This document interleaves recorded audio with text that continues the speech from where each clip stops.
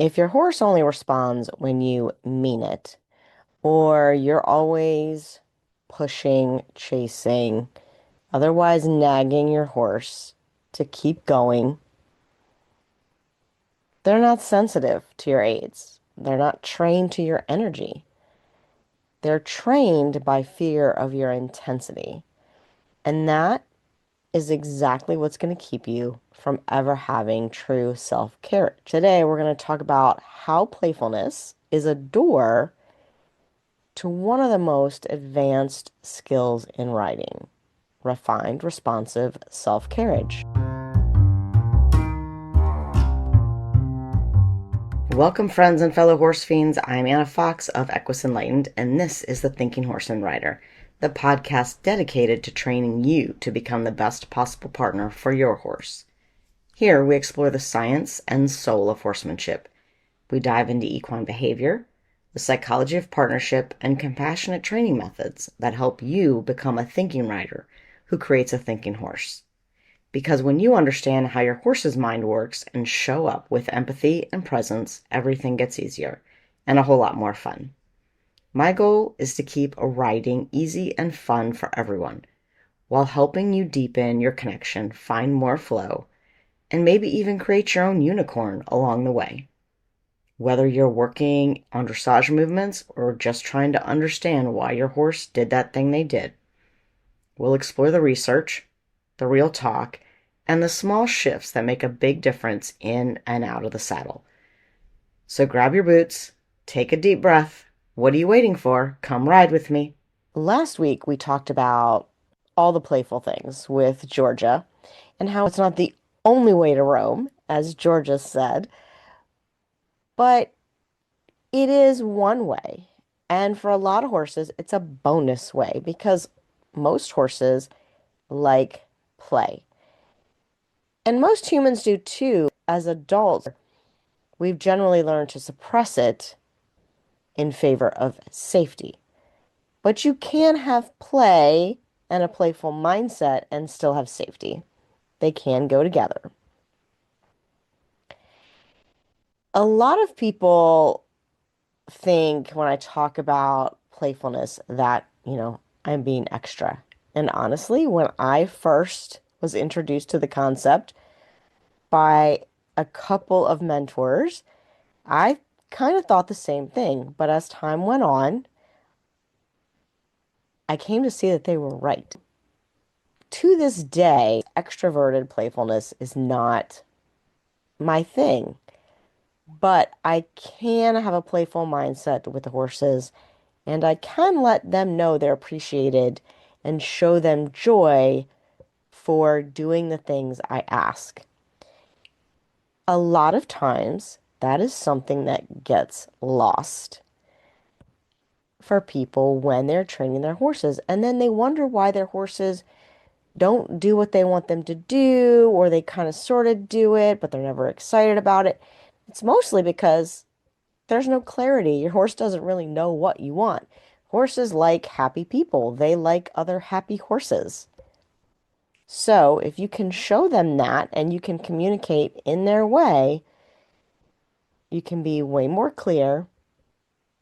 And in being more clear, you're going to be more safe. As we talked about with Georgia, playfulness is what creates a nervous system that can actually learn. Because fear, even if it's just a minor fear, still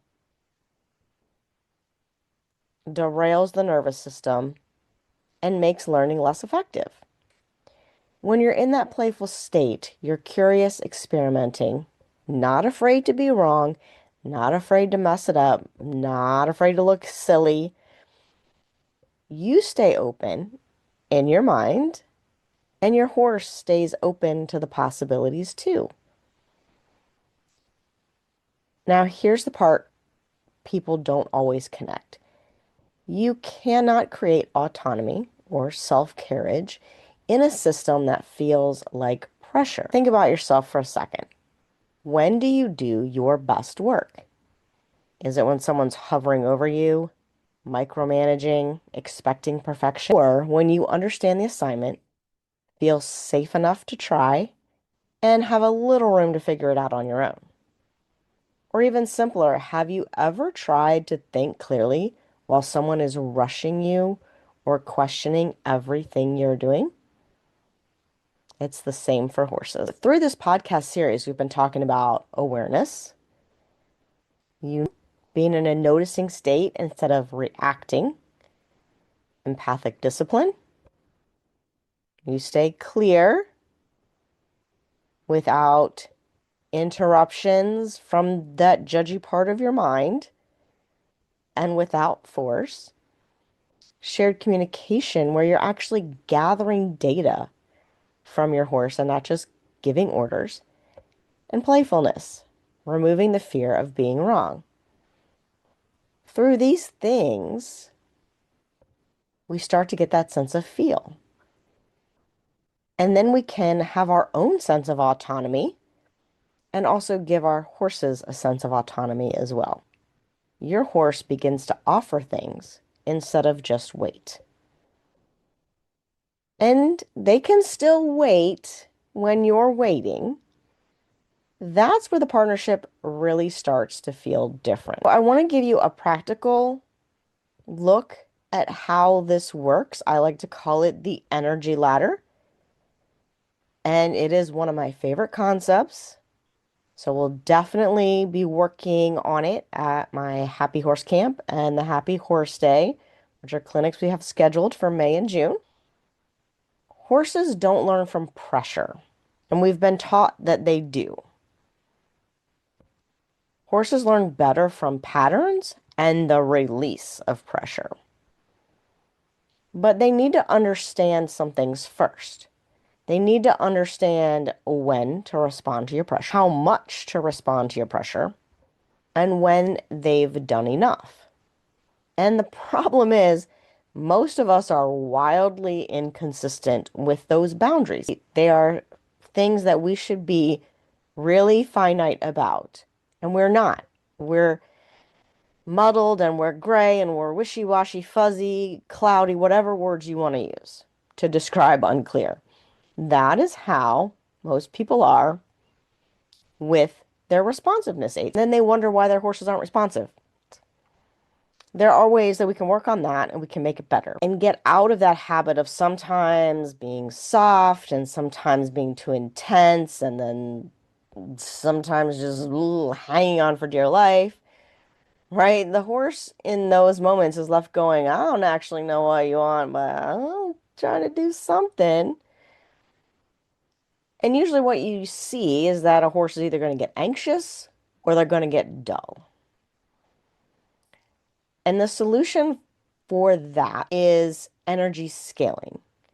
That lets the horse have a predictable idea of what's happening. And the reason that we see a lot of dullness in horses is because by nature, horses should be energy conservationists. They are built to be foraging around, looking at the ground, finding things to nibble on, and then occasionally run from predators. But when they need to run from predators, they usually need to do it quick and in a hurry. So they are storing energy to be used in a flash. Then they're back to storing energy in their normal ethological state, right? That's what they would do. But that's not how horses live with humans. And so a lot of times there's just this, I don't really know what energy I should have right now, so I'm just going to kind of always be like this. Teach your horse what energy you prefer and model it. What I think about is number one, start lighter than you think. Always start with the lightest intention you can imagine. So for me, that is usually when I think, do this, go, stop, turn left, turn right, get out of my way, whatever it is. When I think it, I want my horse to do it, or at least think about doing it. And then build your energy in consistent steps. Be clear and consistent until you are clear and consistent with the steps. Yes, the horse also needs to learn the steps that you are going to use. But if you think of 4 steps, it's going to be 4 steps that you're going to use. And then you say, I got it. I got these 4 steps. Then you ask your horse 4 times and you expect them to know. They may have an idea, but if you come back the next day and go, oh man, I've been to work. I've had to put kids to bed. I've had to get kids up and get ready for school. I've done all these things in between. What do I need to do? What were those steps again? And your horse is like, well, these weren't the same steps you used yesterday, so now I'm confused. You're going to pick 4 steps to your aids. Don't skip any. Follow through with them. You're going to give a big release when you see the slightest try. And that may be half a step. It might be a head up. It might be ears up. It might be an eye opening, questioning you. In the beginning, you're not going to notice those really subtle signs. You're going to expect your horse to do 4 steps of whatever you asked, at least. Think about getting the least but most responsive reaction possible. Okay. The release is what teaches here, and the pattern. The energy that you present to the horse, just ask them the question. And so if you're presenting your energy like, oh, can you go? Can you go? Or can you, or go now? Your horse is going to respond appropriately most of the time. Sometimes if you have what you want to call a dull horse, you might say, go now. And they're like, yeah, because you did that yesterday and then you still had to smack me on the butt with a stick because I don't really know. Sometimes you want me to go and sometimes you when I go too much, you get mad and right? So they're not clear. You also have to understand that if you ask for a big amount of energy and your horse gives you a big amount of energy, you don't punish it. Go with it to the best of your ability. If you're afraid that your horse is going to get away from you, do it in an enclosed area so they can't go anywhere. But you can't turn around and then punish the horse for doing what you asked. If you think the horse over responded to your ask, then you need to titrate your ask back to something a little less energetic. So, for instance, if you're thinking about getting your horse to, let's say, go trotting on the lunge line, and you've got them out and they're walking in a circle around you, and I really want my horses, if my horse is going right, I want to be able to lift my right hand and kind of look right, smile, and say, can you go? And I want them to go, yes, I can. Or at least go, ooh, do you need me? And then I can back it up with whatever the next step on my ladder is. Say, yeah, I need you to go forward. Then as soon as they do, I say, thank you. Now, what that might look like, and I'm not here to tell you what aids to use. You choose what works for you. For me, it's the thinking, the intention of can you go? And my body language saying, can you go? The next thing I might do is if I have a tool, a stick, I might wave it. So I would probably behind me say, hey, flick my wrist with whatever stick, flick the stick so that they know that you want them to go. If that doesn't cause any sort of reaction, then I can maybe make a bigger move with the stick and maybe sort of move towards them with my body and be like, hey, I'm talking, right? And a bigger flick of my stick or my rope or whatever I've got. Then, if they don't go, I like to use a noise. So I might flick my stick onto the ground. Depending on the horse, sometimes I will tag them. Like I might put the stick on their butt and say, hey, not in a mean and a harsh way, but it's just a hey, there's something there. Are you paying attention? And then see what happens. Now, if I have a horse that's really dull to all of those aids, I might go the opposite way and try something like positive reinforcement and teach them to go with a food motivator because they understand that better. Depends on the horse. But generally, when I'm really clear with my energy, I don't have any problem getting a horse to go. And I don't usually need a tool. Sometimes I like one because I have short arms and I'm a little person and it makes me feel a little bigger. But I don't need to use it on the horse to make them move. The important thing is, at whatever stage in that process they start to go, I immediately release. Thank you very much. You can, go pet them, do whatever if you want. Or you can reset and say, okay, let's try again. A big mistake that most people make is that once the horse goes, they maintain whatever energy. So now they've got the horse trotting on the circle, and I'm going to stand here. And I somewhat blame Pony Club for this, right? I'm going to stand here in this position and I'm going to make the horse keep going round. Well, what that does is it doesn't release the pressure. So as the horse is trotting around now on the lunge line for 20 minutes with the side reins attached, he's like, I have no idea why I'm doing this or what the point is or anything like that. I'm a drone, and that's what I'm doing. So in the beginning, when you ask the horse to go, you say, can you go? And the horse says yes. Then you say, well, thank you very much. And you might say, well, can you go again? And the idea by saying, can you go again is now I want to see how refined can I make that aid?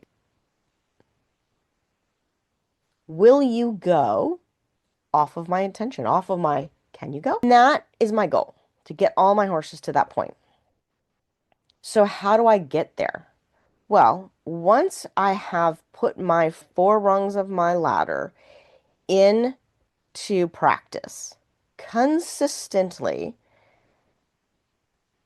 for several sessions, and I've given my horse time to understand, it's also important as you walk through the sessions to give your horse time to figure it out.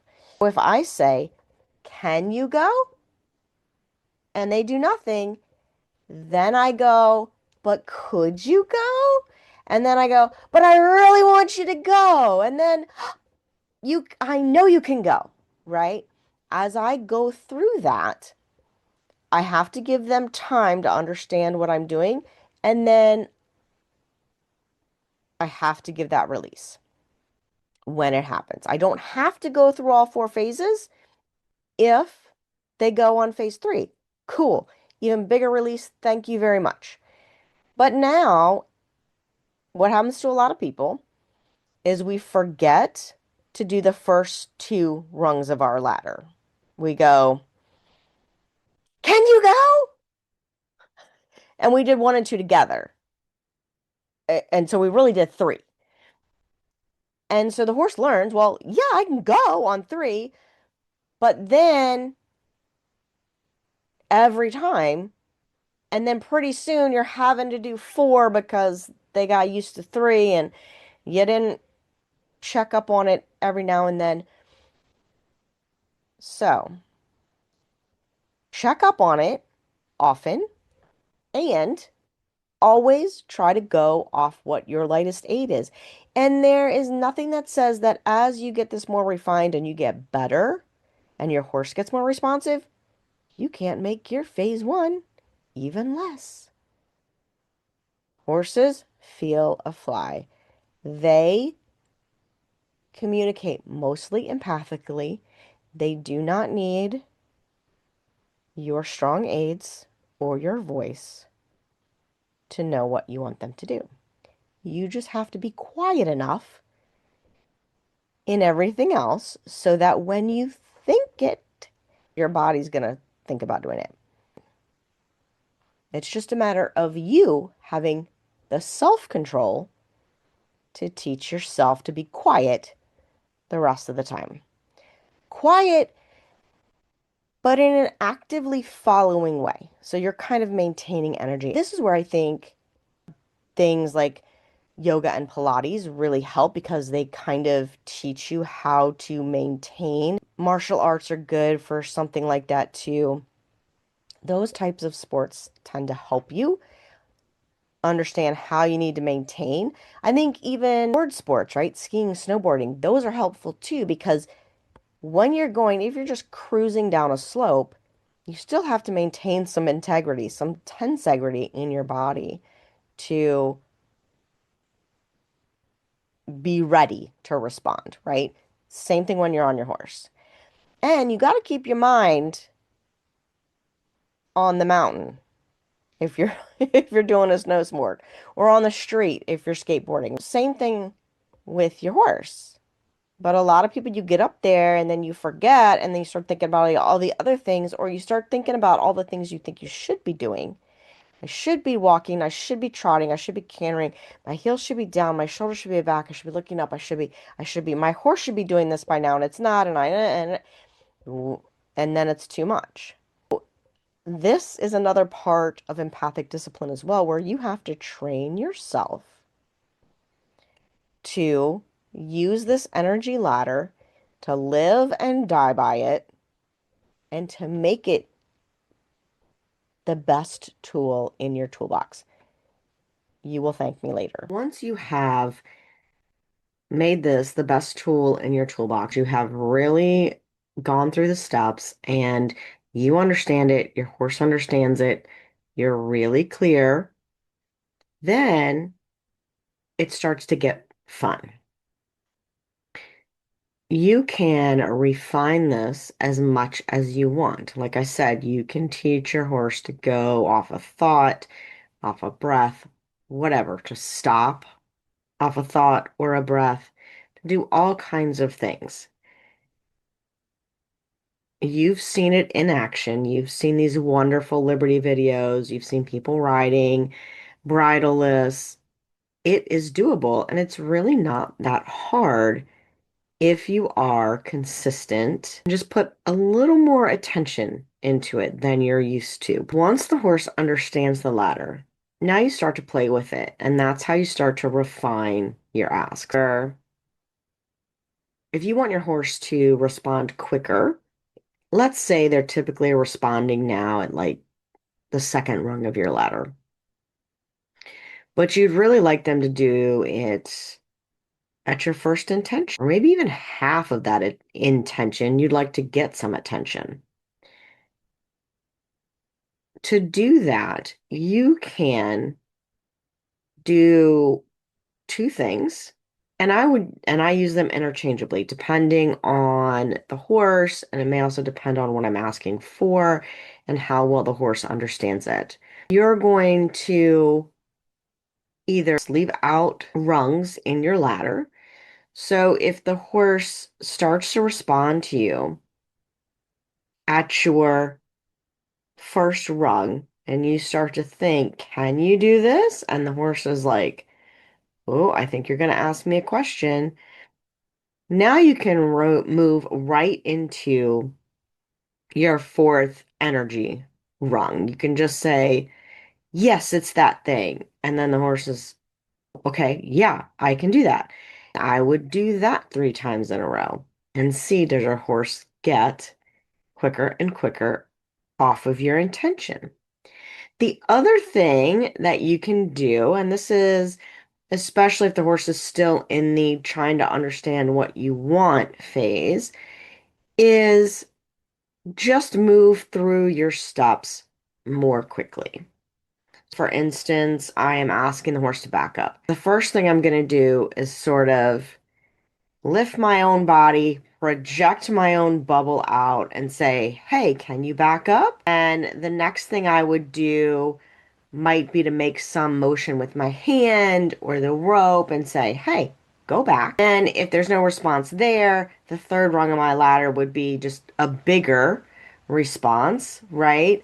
And then a fourth rung of my ladder might be either using a hand or a tool on them to say go back, or like, flicking a stick or the rope out in front of them so that it creates something that they want to step back from. If those are the four rungs of my ladder and I say, can you go back? And my horse kind of goes, I think I'm supposed to do something, but I don't know what.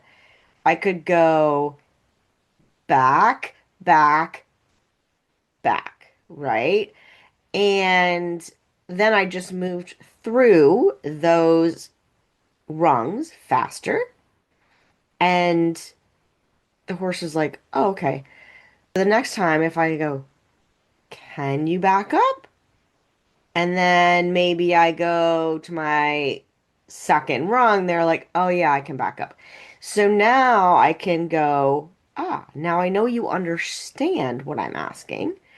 So now is when I might go, can you? And when the horse looks at me like, I think I can, then you go, rung four, I know you can. None of that is done in a aggressive, mean, frustrated, emotional way.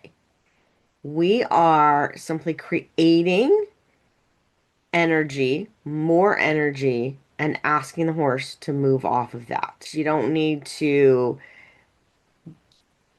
do anything that you feel like is going to either be misinterpreted by your horse or hurt your horse, anything like that. It's not necessary. You can pick what things you want to use, what aids you want to use. You just have to be consistent and clear about them and use them in a way that shows the energy that you're trying to project. That is a hard thing for a lot of people because we are not often in control of our energy and our bodies anyway. We live a lot more in our heads these days than we do in our physical bodies. Really having control over your physical body and being able to express that energy in that physical sense is part of this process and part of what can really help you make a good connection and have a great partnership with your horse because that is what they understand. Mix up these methods, either the leave rungs out or skip rungs altogether. That it's a form of play. The horses get into it too. They're like, "Oh, I bet I can go before you ask." And yes, your horse might start to anticipate some things, but that is why you have to be cleared. That means you have to be in enough control of your own body and mind that you are clear about the difference in those asks. It can seem like a really hard thing to master, but if you spend a little more time on it, if you are really diligent, you learn it, it becomes a habit, it carries on to every other horse you work with, and then it just becomes a part of your life, and you don't even have to think about it anymore. It's those four stages of learning, right? And so most of us get stuck in that conscious competence where we know that we're not doing it exactly right and we just get frustrated. And then we don't get to the point of being unconsciously competent. This is one of the reasons that I love using that rule of threes. Try it 3 times. If it's getting better, cool. If the fourth time or even the third time your horse is like, I got you, then it's a big release, big praise, things are working. If you do it 3 times and it's not changing or it's getting worse or your horse is offering all kinds of other things, something's not clear. So you have a really quick way to figure out, am I being clear or am I not? And you can fix it, right? Rather than trying for 45 minutes and seeing no change and wondering what the heck is going on, or lunging your horse for half an hour and they're doing the same thing and you're not seeing any change. Try it 3 times. Is something changing? Great. If not, make a change. Make another change. Play with it some more. When we talk about people projecting their energy and being in charge of that physical, emotional part of your body, most people fall into 2 camps, 2 pitfall camps.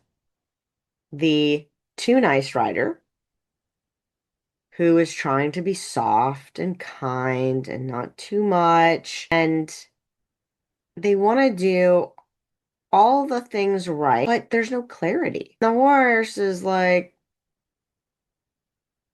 I appreciate that you're nice and kind, and but I don't really know what's happening here. I'm getting nervous because I don't know what's happening here.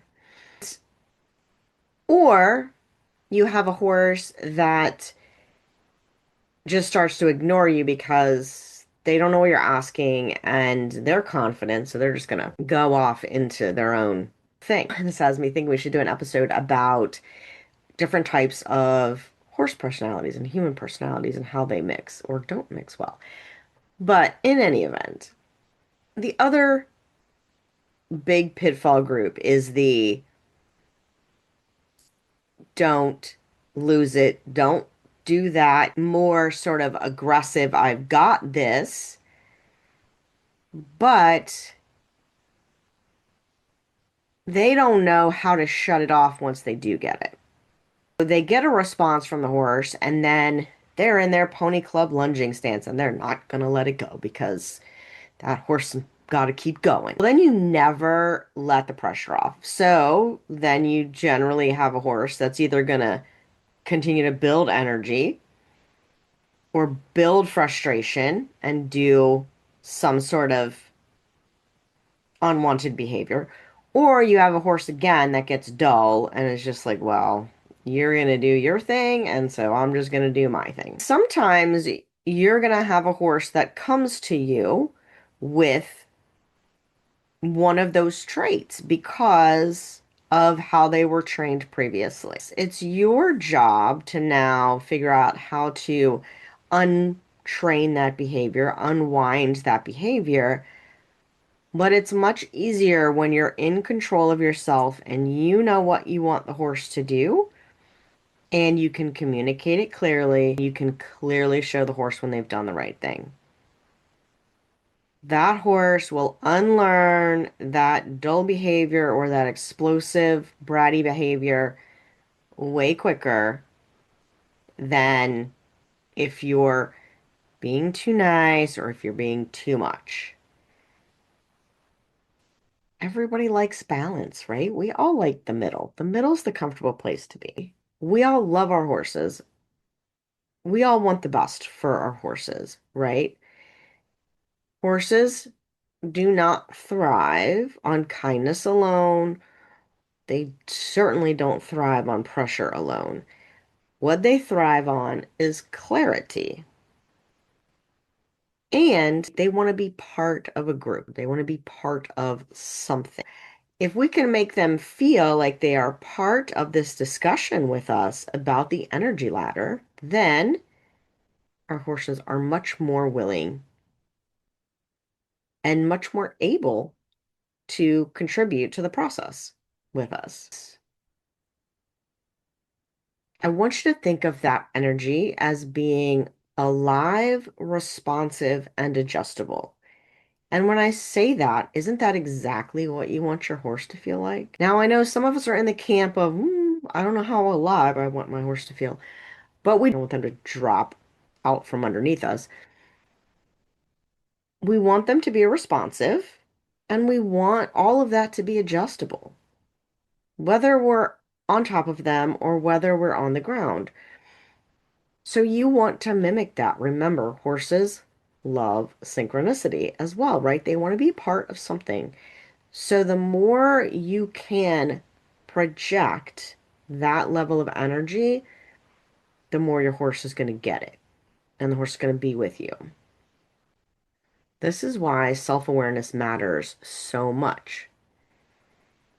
Your horse is already responding to you. Whether you realize it or not, they can feel you coming before they even see you. Having that degree of emotional intelligence or energy intelligence, maybe I've made up my own new word. I don't know. The energy intelligence, I like that. We're going to stick with it. That will help you more than any skills, techniques, aids you can learn. I'm going to tell a story, and some of you that know me have heard this story probably a million times.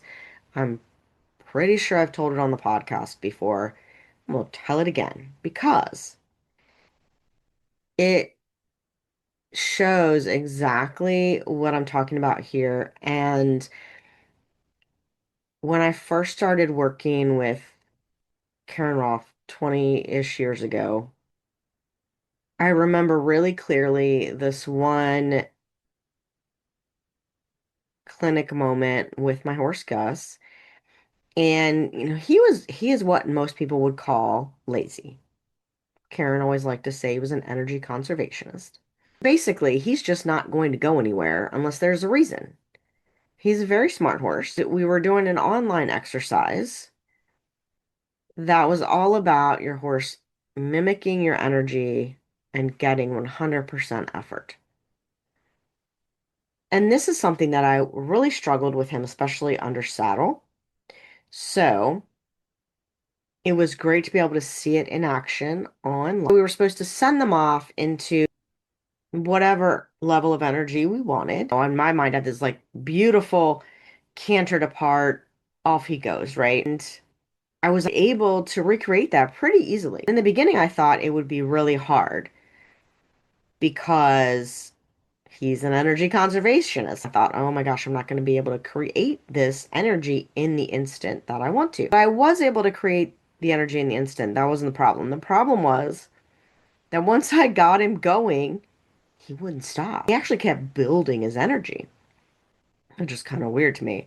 I only had one friend who ever rode Gus who was able to do that. I thought, what in the world is going, like, you could tell he's stressed and he's going around in these circles. And I can't get him to stop without actively asking him to stop. The exercise was to send them off and then relax down and just allow the energy to dissipate. Couldn't do it. I'm getting frustrated. And she comes over and says to me, let me try. Let me show you something. Perfect, because I'm very visual. Great for me to see. Of course, she's able to send him off and then shuts her energy down. Right away, he's not responding. But I noticed that he noticed. She turned her back and walked away from him, holding on to the line like he's not free. And that was to him, oh, oh, okay, something's changed. Then he would relax and stop. She did this maybe one more time. Then, as soon as she would exhale and tone down her energy, he would stop. I believe she realized in that moment that I did not have that skill. And she said to me, you just hold like a lot of expectations still in your posture, in the way you stand.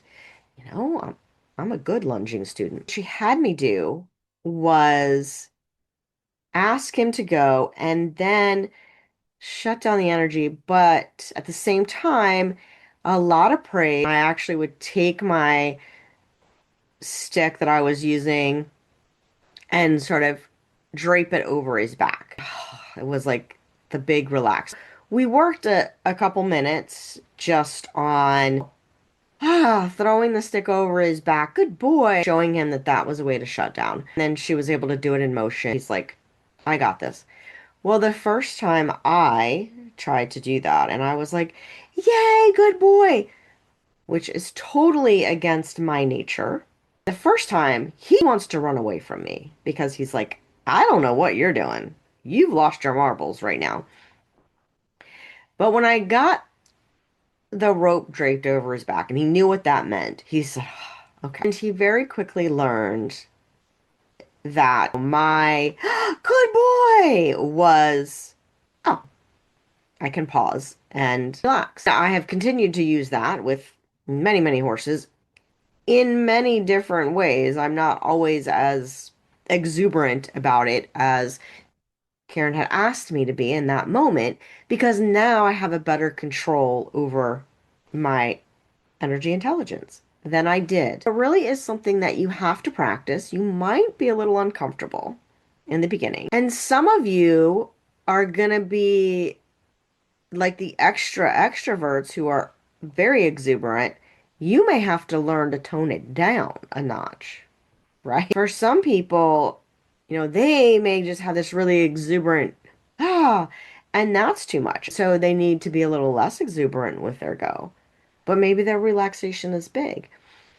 This is why I call it playing with these concepts, playing and experimenting, because that is how we start to learn what we're capable of and what we are not capable of. Just because we're not capable of it right now doesn't mean we can't learn.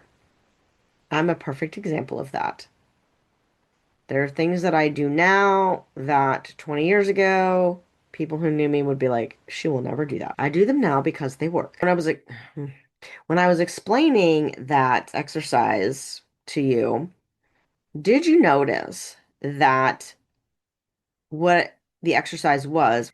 Can you go and then right away shut the energy back down? That is a very important thing to note.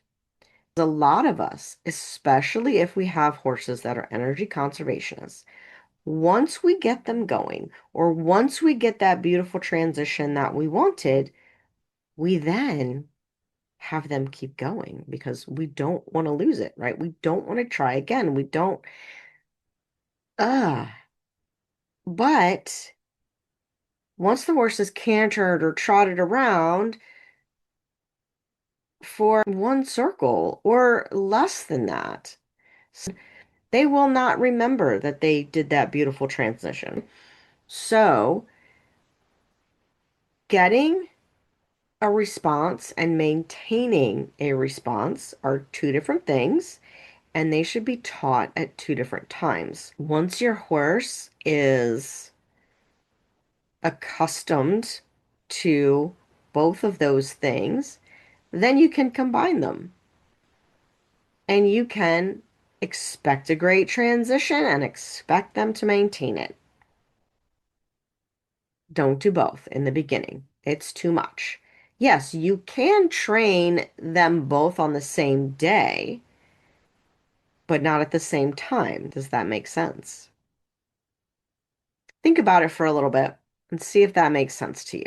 Because I bet there's a few of you that are going to have trouble with that concept. Getting the energy and maintaining the energy are two completely different lessons. Most people mess up because they try to teach them both at the same time. Then they wonder why the horse gets dull or the horse gets over-energized and they get frustrated. At the end of this, there's going to be a time and an experiment. If you already got your newsletter, this week. It's in there because I'm a little late with the podcast. I know. This week's 10-minute experiment is on getting the response.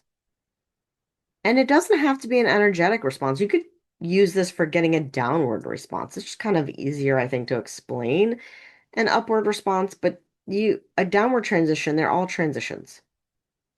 So you can use it for either. It's going to be about just getting that response because they're two different lessons. Then next week, we'll do an experiment on maintaining the energy that you want. Whether that is an up level energy or a down level energy, doesn't matter. It will work for both. Okay. I'm going to tell you right now a little bit about maintaining that energy. Next week's episode is going to be with Elizabeth Ricks of Hatha Equus, and we're going to talk about autonomy. Contrary to what you may have been told about push every stride or keep squeezing or whatever that is not the best way. It's not the easiest way. It's not self-carriage. Your horse being able to maintain their energy on their own is a form of self-carriage and autonomy. If you want your riding life to be easier, and I am a lazy rider, plus I want to do other things besides kick my horse around to trot. Like, that's silly. We can teach them to maintain the energy that we want. I think of it like echo my energy. I'm showing you an energy. I'm asking you to keep going with me.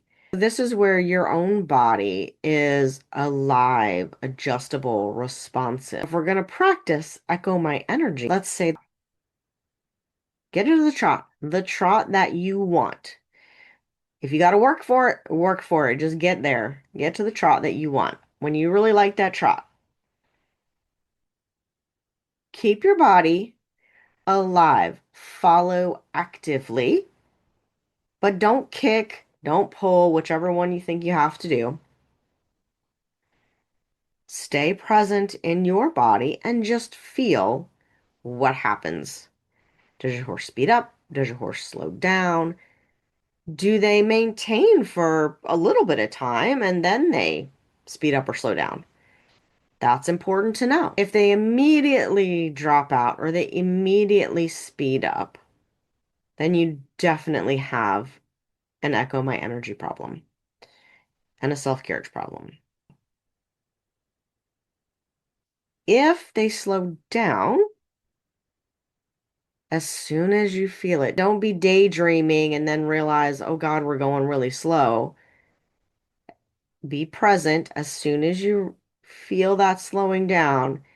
You're going to send them forward to a little bit faster than you were going, a little bit faster than your best trot you thought that you had. Go a little bit faster. Then remove the aids again, staying alive in your body. They can settle back to that speed that you really liked, but they can't drop below. If they drop below, you're speeding them up again a little bit faster. Pretty soon, the horse will figure out that it's just easier to maintain, especially if you maintain the energy within your own body, you're present in your mind, you notice when they lose it, and you can be happy, be like, yes. I mean, when they get up, they go faster than you want them to go.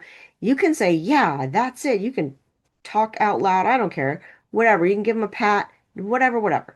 But when you want them to maintain, like, be happy, be like, yeah, this is the trot that I want. They can feel that. They will know. If you have the opposite problem and you need to slow the horse down, it's all basically the same in reverse, depending on the speediness of your horse, and you may need to add in some other obstacles. Usually with horses that are energy conservation, simply pushing them a little faster will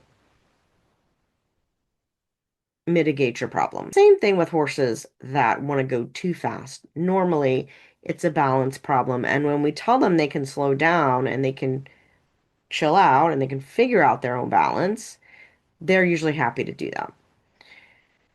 If not, there are some other exercises that you can do.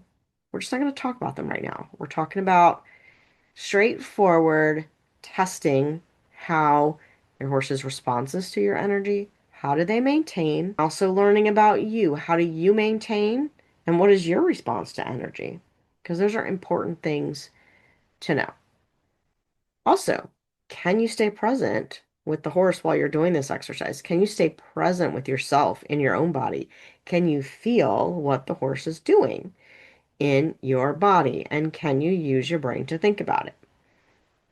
Because if at any time you're like, whoop, nope, my brain shut down, then we need to figure out why that's happening to you. In this exercise, you're basically teaching your horse what is comfortable, what is easy. You're also teaching yourself what is comfortable and easy. If you're consistent, the horse is going to start choosing that place. If you've gotten to this point, your horse is understanding clear cues, consistent releases, and where comfort lives. So they start choosing the right answer or the place you want them to be without you having to micromanage every step. And then that begins self-carriage. You holding them there or pushing them there is not self-carriage. This week, we're trying the energy ladder. It's in the newsletter if you want to see it written down. It's in the Skool community on Facebook, Instagram. Jump in there. It's free. And you can get it in your email if you get the newsletter. If not, you can go to equisenlightened.com and sign up for it. It will be delivered to you every Tuesday. There's also a video that goes along with this. I can link it in the show notes. What I want you to do is pick one simple transition or ask, right? It can be riding, it can be on the ground, whatever you're comfortable with. It can be yielding to pressure. It could be walking off, trotting off, cantering. It could be backing up. Anything you pick. Make it something that's pretty simple for you right now. Don't make it something that you're working on. Make it something that you know how to do, but you want to refine. Before you go, try it with your horse. I want you to write down what your 4 steps are going to be. Now, what might happen is you might get out there with your horse and realize those 4 steps aren't going to be it. They're not going to do it. Horse doesn't understand them. You don't really understand them. And you need to change. It's totally fine. But the act of writing them down or even talking them through on your voice messages on your phone locks them into your brain and gets your brain in the mode. So visualizing them is also a great way to say, okay, these are the 4 things that I'm going to use. This is my energy ladder. This is how I'm going to allow this backup to happen. Now you've built the ladder clearly. Ask your horse with your rung 1, and you're going to see what happens. And you're going to say, rung 2, I'm still asking you. Rung 3, do I need rung 4? In all of those asks, you need to pause and wait and notice. Does your horse make an attempt to do something? Do they flick an ear? Do they lift an eyebrow? Whatever. Engage a nostril. What do they do? What do you notice? When do they start to notice that you want something? A lot of times we are missing that point. So it's a very important thing for you to notice when you're doing this exercise. As soon as you think your horse is like, yeah, I could do that, release. In the beginning, just say, yes. All I wanted you to do was acknowledge that I'm asking you to do something. The one pitfall that most people fall into all the time is that they follow through too much and over ask. So if you start by under asking, then you can transition to the right amount of ask. There are some people who under ask, but they're not as many. Usually people are over asking because they're not noticing when the horse is actually starting to respond. That's why I want you to under ask and notice when that response starts to happen, because then it's very easy to turn on the next level. You're going to notice where you get stuck too. Like, at what point is your brain like, I just forgot what I was doing? Or, oh, I asked too much. And you are noticing this without judging yourself, right? You're not stupid. You are not uncoordinated. You are simply in a learning process. You are consciously incompetent. This is better than being unconsciously incompetent. And you will get through this phase and move on to the next. Being aware is not a bad thing. Just be aware without judging yourself or your horse or your neighbor or their horse. And don't always try to fix it. Observe your pattern and percolate on it. And then if you want to change something next time, do it. A lot of times, once we notice the pattern and we think about it, we mull it over, the next time we come out, magically it works. If it doesn't, then you can change. So don't be so judgmental about yourself and your learning process. Same thing with your horse. When your horse understands your energy really clearly, then you stop needing to manage every step. You can relax. Your horse can relax.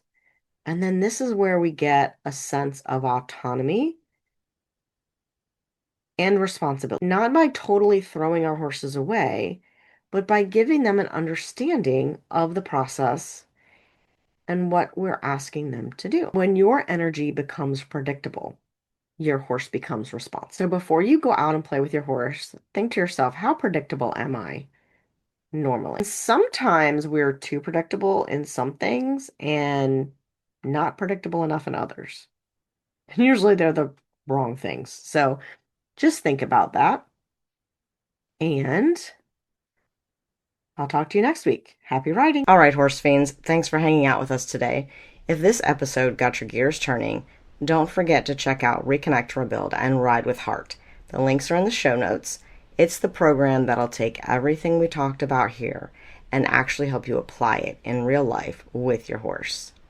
And hey, before you ride off, make sure you like, subscribe, and leave a quick rating or review of the show.